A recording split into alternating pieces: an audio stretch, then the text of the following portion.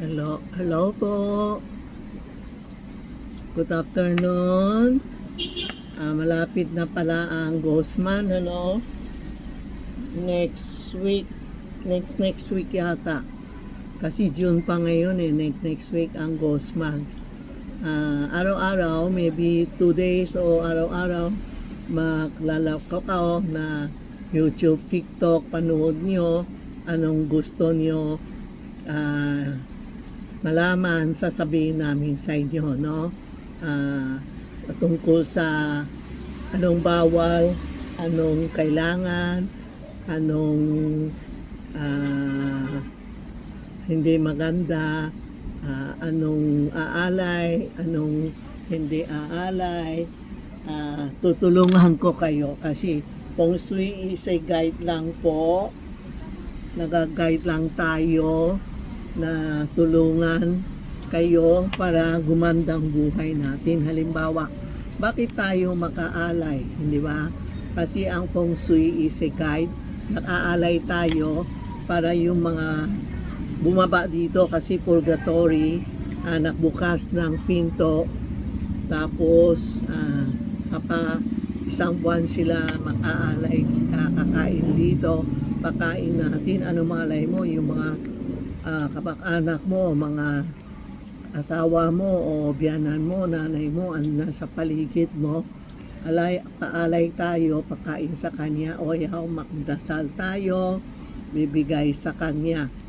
Ngayon po, i-explain ko lang sa iyo, ang bracelet po, hindi Gosman lang tayo susuot. Halimbawa, pag nabili ka na, ito dati kong bracelet, ito, lifetime ko sinusuot, hindi porke na Gosmans ka tayo magsusuot ng bracelet. Ngayon, marami bumibili, kanina pa, bumibili kasi wala silang bracelet. Gusto nila bumili yung mga evil eye, yung naiinggit sa kanya, mga bracelet po, susuot nila, pero lifetime, hindi porke na Gosman, sika kayo bibili, ha? Yan lang ang sa kay Tita Maxi lang, legit ako. Ako ang nagtuturo na magsuot kayo lifetime. Hindi yun, Gosman lang, sika kayo bibili. Tapos after Gosman, tatago niyo, hindi po, hindi, ha? Hindi po, ha? Ang lahat na bracelet, gagamit natin lifetime. Lalo na may luma ka. Ihasabay mo, pag mas marami, mas powerful. No? Number 2, magsuot tayo ng red underwear, red panty, red lalaki, red brief. Bakit po? Kasi sa Gosman, kasi marami marami nagre-react about yun, white and black na damit. Wala akong magawa kasi yan po ang sa Chinese, yan ang red, white, and black, yan ang luksa namin. Kaya wala akong magawa, may nagagalit, may nare-react, ganun po. Kung naniniwala kayo, magsuot kayo ng red panty for harmony, for accident, for hindi naiinis sa'yo o may kukulam sa'yo o anything. Basta sa Gosman, pwede kayo magsuot Hulman. Tapos, after that, pag ayaw nyo na, bahala na kayo, no? It's only a guide na feel mo okay, suot nyo. Pag hindi mo feel, itapon, itago. Wala tayong magawa, ha? Tapos, may iba kasi tinatanong, Tita, pero maka-abroad ako pero mag-o-open ako Pero, sa Gosman, dapat hindi. Kung talagang wala na tayong magawa, halimbawa, birthday mo, sige, mag-birthday ka, mag-celebrate ka, wag lang mag-karaoke. Kasi ayaw nila maingay. Okay? Tapos, pag nagse-celebrate ka, sabi mo mga kaibigan, kumain ka din kayo, ganun lang po, ha? Magsuot ka ng red underwear para hindi ka lalapitan po, no? Number 3,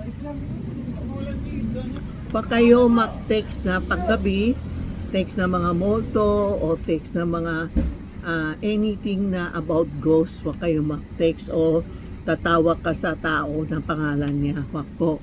Kasi iba nawiwisel, di ba? Pag nawiwisel, yung mga bad energy mahilig sa whistle. Talarapitan ka o ka nasa elevator ka, nawiwisel ka o nasa hallway ka, lalapitan sila sa iyo. Tapos huwag kayong mag-text na mga about Ghostman o about ghost ha. Yan ang pinaka yun. Pag nagsasampay kayo ng panty o damit, alas 6, ipapasok nyo na sa loob. Kasi iba, alas 6, pumapasok na sa damit nyo. Pag the next morning, soon mo, nandyan siya sa damit ko. You can hang it hanggang 5 or 6, tapos ipasok mo na pag hindi pa tuyo, sa loob na lang. Bukas umaga, ibalik. Kasi pag gabi, pumapasok. Parang payong. Pag na-open kayo, huwag nyo ilagay sa loob, sa labas. No? Kasi kung sumasama yung mga ghost, mahilig sa payong. Kasi yung payong, tinatakpan sila. Okay? Huwag lang po. Bakit tayo, ang ghostman, we call it hungry ghostman.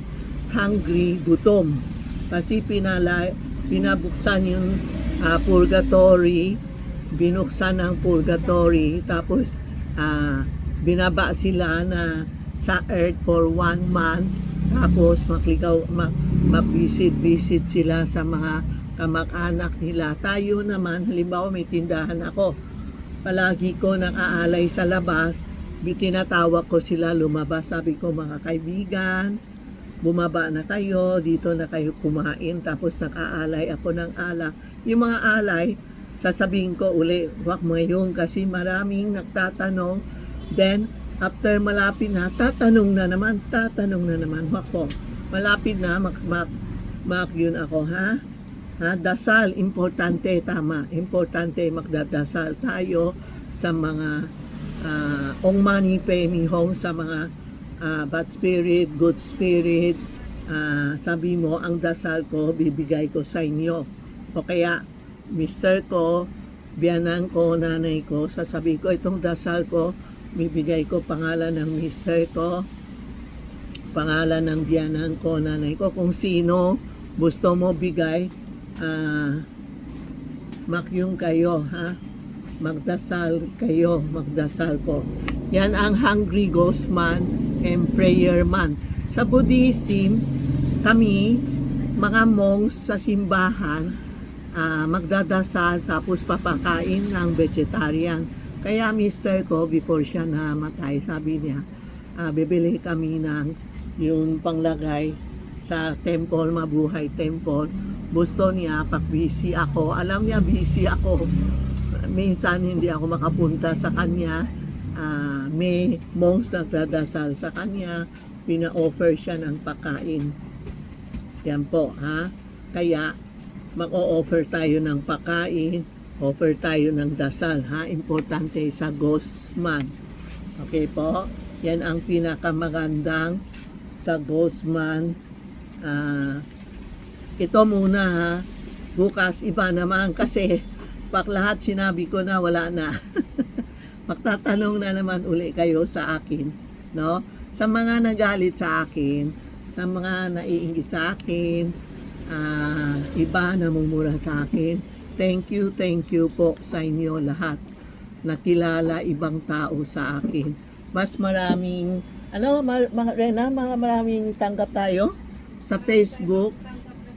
Matatanggap ako ng pera pag buzzer kayo, minumura mo kami o sinasabi mo kami bad word, mas marami nanonood sa akin, mas maraming pera matanggap ko. Yan ang hindi ko alam, sila nakakaalam. Ako hanggang thank you. Kung nainggit tao sa akin, palagi ko sabi ko thank you. Pag minumura ako, thank you. Babalik sa kanya eh. Hindi naman sa akin eh. Kaya thank you na lang. Matanda ako, thank you.